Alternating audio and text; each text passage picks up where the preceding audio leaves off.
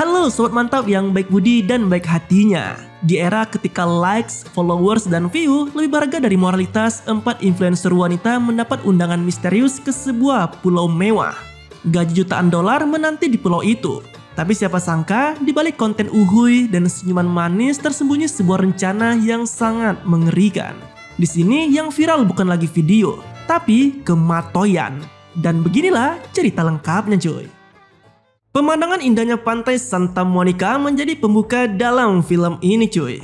Seperti lazimnya kehidupan di kota megapolitan, suasana pinggiran pantai di California ini juga dipadati oleh banyak orang yang lalu lalang. Salah satu di antaranya adalah Ellison. Ia terlihat sedang menikmati suasana di sana sembari jogging sebelum memulai harinya. Dikisahkan, Ellison merupakan seorang wanita pekerja keras yang mengawali karirnya sebagai influencer dan kemudian menjelma menjadi seorang penulis hebat hanya dengan satu karyanya yang ia beri judul Deadly Games. Seperti yang dilakukannya saat ini, Ellison yang baru menyelesaikan aktivitas paginya lalu mendatangi salah satu stasiun TV untuk mengikuti program talk show sebagai bintang tamu. Kedatangannya pun langsung disambut hangat oleh semua kru di stasiun TV tersebut. Tak terkecuali dengan pembawa acara yang bernama Sophie. Dalam sambutannya, Sophie tak ragu menyanjung Ellison yang dinilainya sebagai sosok yang sangat inspiratif. Bahkan ia pun turut mengaku sangat antusias untuk segera mendengarkan kisah dari penulis tersebut. Sesuai waktu yang dijadwalkan, program bertajuk Sophie Real Talk pun dimulai. Dalam memperkenalkan bintang tamunya, Sophie sempat menyebutkan secara singkat sepak terjang Ellison yang memulai semuanya sebagai bintang di media sosial. Hingga sekarang menjadi penulis buku yang sangat-sangat fenomenal. Tak seperti buku-buku karangan biasanya, yang menjadikan buku Deadly Games begitu fenomenal dan menarik perhatian adalah kisah nyata di dalamnya yang telah dialami sendiri oleh Ellison. Bagaimanapun juga, Deadly Games tak hanya sekedar inspiratif hingga menjadi salah satu buku terlaris saja, tetapi juga seakan telah menjadi simbol bagi orang-orang yang mencari kekuatan guna mengatasi tantangan. Yang lebih menariknya lagi, semua perubahan hidup yang dialami Ellison terjadi karena suatu momen kelam yang sangat membekas baginya. Nah, dikisahkan beberapa tahun lalu Ellison dan seorang sahabatnya yang bernama Lauren sempat menuai kepopuleran di internet. Seperti gadis-gadis seusianya, Ellison dan Lauren mengabadikan aktivitas mereka di sosial media. Hingga kemudian banyak pengguna internet yang tertarik bahkan tak ragu untuk memberi dukungan melalui berbagai cara. Tak cukup sampai di situ, mereka yang belum puas dengan pencapaian tersebut lantas iseng mencoba peruntungannya dengan melamar pada salah satu agen pencari bakat yang berbasis di Meksiko. Tak mudah untuk bisa bergabung dengan agen yang dipimpin oleh Josephine dan Christian ini. Karena selain pelamar diharuskan berpenampilan menarik, juga semua pelamar wajib memiliki banyak penggemar di platform sosial media masing-masing. Beruntung, lamaran Ellison dan Lauren diterima oleh agen pencari bakat tersebut. Mengetahui hal itu, keduanya pun mulai mempersiapkan segalanya untuk berangkat ke Meksiko sesuai undangan dari agen mereka. Pada sesi rekrutan kali ini, Ellison dan Lauren juga bersanding dengan beberapa pelamar lainnya yang juga sama-sama lolos audisi. Di antaranya ada Maya dan Debra. Tak seperti Ellison dan Lauren, Maya justru memiliki latar belakang dari keluarga yang biasa-biasa saja. Bahkan kehidupannya pun terbilang cukup sulit menyusul ayahnya yang kini sedang sakit-sakitan. Dan kebutuhan biaya kuliah yang harus dibayarkan. Karena kondisi itulah, Maya sempat dibuat bimbang ketika memutuskan untuk mendaftarkan diri ke agen pencari bakat. Termasuk ketika harus meninggalkan ayahnya di rumah sakit. Lain halnya dengan Debra, gadis yang satu ini justru nampak sangat bersemangat ketika mendapati hasil yang menyatakan dirinya diterima di agen pencarian bakat. Bahkan ia pun tak ragu membagikan kabar tersebut kepada seluruh pengikutnya di sosial media. Usut punya usut, agen pencarian bakat milik Josephine dan Christian merupakan agen yang merangkul para influencer wanita di seluruh dunia. Tujuannya adalah untuk mempekerjakan mereka ke situs dewasa milik kedua pasangan tersebut cuy. Penghasilannya pun tak main-main, para wanita yang tampil di situs itu bisa meraup uang jutaan dolar dalam waktu yang sangat-sangat singkat. Terlebih bagi mereka yang berani tampil terbuka dan sangat-sangat vulgar. Semakin buka-bukaan, maka bisa dipastikan bayaran lebih tinggi pun akan mereka dapatkan. Meski terdengar seperti mengumbar aib, namun inilah fakta yang ternyata diam-diam berhasil menarik minat banyak wanita di seluruh dunia. Agaknya hal seperti ini justru telah menjadi tren di kalangan mereka. Kembali ke Ellison, Lauren, Maya, dan Debra, perjalanan menuju ke Meksiko pun akhirnya telah membawa keempat gadis tersebut tiba di Villa Paraiso. Bangunan mewah yang menjadi tempat tinggal para talent sekaligus juga lokasi agen dalam menjalankan bisnisnya. Setibanya mereka di tempat tersebut, keempat gadis itu pun langsung disambut oleh tangan kanan Josephine yang bernama Rebecca. Dengan cukup ramah, Rebecca menyambut hangat para talent baru tersebut, termasuk mempersilahkan mereka untuk jalan-jalan menikmati kota sebelum kembali beristirahat di villa. Bersama dengan seorang pengawal bernama Alex, keempat gadis tadi diajak berkeliling kota dan menikmati suasana berbeda yang belum pernah mereka rasakan sebelumnya. Sekembalinya di villa, Ellison, Lauren, Maya, dan Debra lalu diajak oleh Rebecca untuk bertemu langsung dengan Josephine. Di kamar yang sekaligus menjadi ruang kerja tersebut, Josephine mengucapkan selamat kepada keempat gadis itu karena telah berhasil lolos menjadi bagian dari agen miliknya, termasuk memperkenalkan sedikit mengenai situs dewasa miliknya yang ia beri nama PyPens. Tak hanya itu, Josephine juga turut membeberkan soal penelusuran yang ia lakukan bersama timnya. Mulai dari latar belakang kehidupan dan pendidikan, penghasilan mereka dari sosial media, hingga melacak kebiasaan apa saja yang dilakukan oleh para penggemar mereka di internet. Bagian menariknya, Josephine menjelaskan tentang bayaran yang bisa didapatkan oleh para talent di sana. Mulai dari bonus kontrak senilai $50 juta hingga penghasilan kerja yang tak terbatas setiap bulannya. Tentu saja semua itu tergantung dari talent itu sendiri. Bahkan Rebecca juga menyebut jika salah satu talent di sana pernah memperoleh penghasilan hingga $3 juta per tahunnya. Mendengar penjelasan tersebut, para gadis pun seketika terpukau dengan besarnya potensi penghasilan yang bisa didapatkan. Namun tidak dengan Debra, ia yang merasa seperti diperalat oleh Josephine malah mundur dan memilih untuk menjual dirinya sendiri di sosial media miliknya. Uniknya, Josephine yang merasa telah salah memilih Debra malah mempersilahkannya untuk meninggalkan Villa Paraiso. Bahkan ia turut memberinya segepok uang alih-alih sebagai biaya ganti atas kedatangan Debra ke tempat miliknya. Lebih lanjut, Josephine menjelaskan mengenai integritas kerja yang harus dimiliki oleh setiap talent di tempat itu.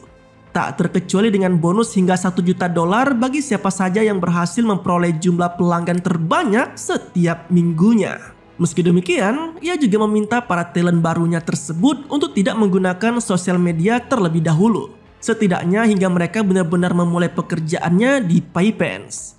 Ia berdalih cara tersebut telah terbukti mampu membuat para penggemar merasa rindu dengan para talent yang ada di sana. Dengan demikian, maka bukan tidak mungkin jika hasil uang yang diperoleh nantinya bisa sangat besar. Di sisi lain, kehidupan rumah tangga Christian dan Josephine ternyata tidaklah berjalan harmonis. Karena faktanya pria tersebut sudah cukup lama mendekam di penjara dan baru bisa terbebas setelah terjerat sejumlah kasus. Selidik punya selidik, bisnis yang dijalankan oleh Josephine ternyata dulunya dibangun oleh Christian.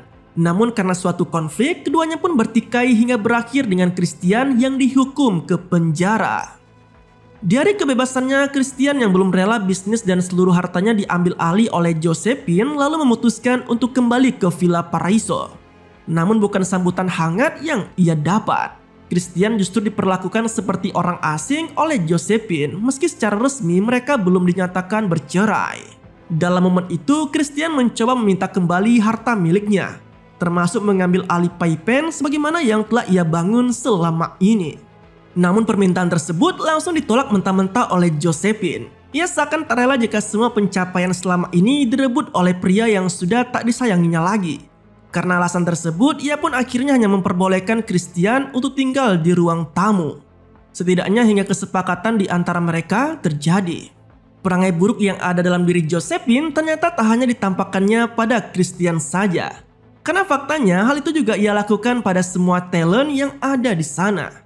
Bahkan ia rela melakukan apa saja untuk membuat mereka patuh padanya. Seperti yang dilakukannya saat ini, Josephine yang merasa kecewa dengan keputusan Debra akhirnya menghabisi nyawa gadis tersebut di tempat itu. Dengan dicekik menggunakan seutas tali, Debra yang saat itu baru saja keluar dari gerbang Villa Paraiso harus terbunuh oleh sosok misterius.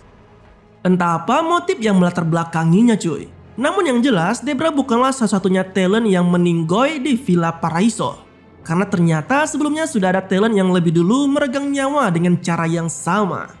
Hal itu juga yang sempat dipertanyakan oleh Rebecca. Namun Josephine memilih bungkam dan seakan enggan untuk membahas hal tersebut. Sama halnya dengan kemunculan Christian di Villa Paraiso. Josephine juga nampak menutupi sesuatu yang tak ingin ia ungkapkan pada Rebecca sedikit pun. Di luar dugaan, menjalani pekerjaan sebagai talent di Pipens ternyata tak semenarik yang dibayangkan sebelumnya. Iming-iming bayaran mahal dengan tugas yang mudah justru membuat para talent di sana merasa cukup bosan. Meski jumlah pelanggan terus saja meningkat, namun hal itu tak lagi menjadi spesial bagi talent di sana. Kekuasaan nampak telah merubah banyak hal dalam diri Josephine, termasuk ingin menyingkirkan Christian dari kehidupannya. Seperti yang dilakukannya saat ini, Josephine dan anak buahnya mengajak Christian untuk pergi keluar Villa Paraiso. Namun bukan untuk membicarakan soal pembagian harta, melainkan memaksa Christian untuk menandatangani perjanjian cerai mereka. Tak setuju dengan hal tersebut, Christian yang marah pun sempat mencoba menyerang Josephine. Namun naas, bukannya memperoleh haknya selama ini, Christian justru harus meregang nyawa setelah dihabisi oleh Josephine dan anak buahnya. Parahnya lagi, Christian yang saat itu sedang sekarat malah dimasukkan ke salah satu mobil dan dibuatlah siasat seolah-olah ia meninggoy dalam mobil yang terbakar.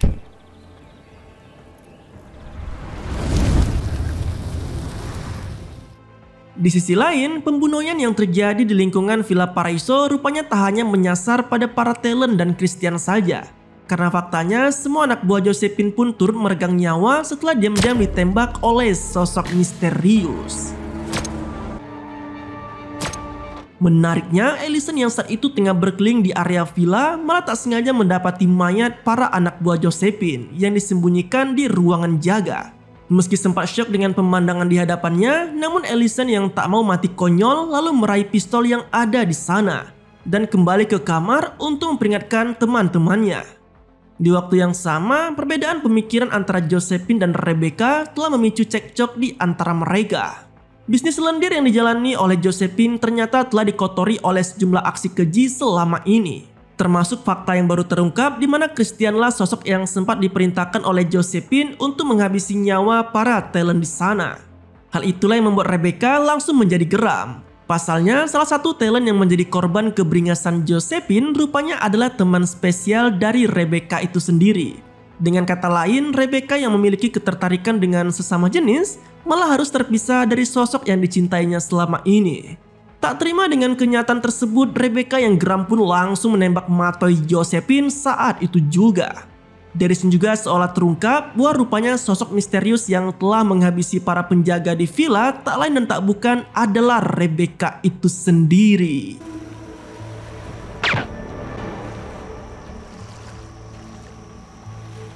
Sialnya, Lauren yang saat itu berada tak jauh dari lokasi penembakan malah tak sengaja dipergoki oleh Rebecca. Alhasil ia pun turut meregang nyawa setelah ditembak matoi oleh wanita tersebut. You let me go. I'm sorry. Nasib yang hampir sama juga turut dialami oleh Maya.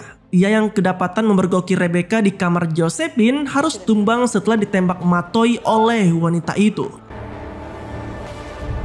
Lain halnya dengan Ellison, ia yang mendapati Lauren yang sudah tak bernyawa lalu tersulut amarahnya dan mencoba menyerang Rebecca saat itu juga.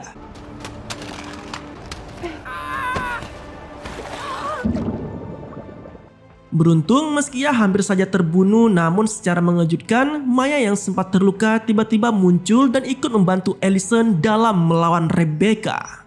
Perkelahian yang tak seimbang dan kalah jumlah akhirnya membuat Rebecca menjadi meninggoy setelah Ellison berhasil menusukkan pisau di tubuh wanita tersebut. Keberuntungan yang didapat Ellison dan Maya nampaknya tak hanya sekedar selamat dari kematian saja. Akan tetapi keduanya juga berhasil menemukan brankas berisi penuh uang dari bisnis yang dijalankan oleh Josephine selama ini. Singkat cerita, pertualangan penuh drama dan aksi yang telah dilalui selama di Meksiko ternyata telah merubah banyak hal dalam kehidupan Maya dan Ellison.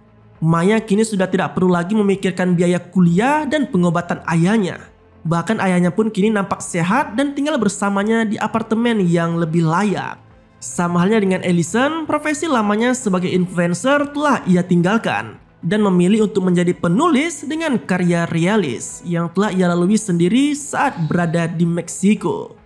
Dan kisah pada film ini pun berakhir. Deadly Games bukan cuma sekedar film cuy. Ini cermin gelap dari dunia yang rela melakukan apapun demi jadi trending. Terima kasih telah menonton, sampai jumpa pada video selanjutnya.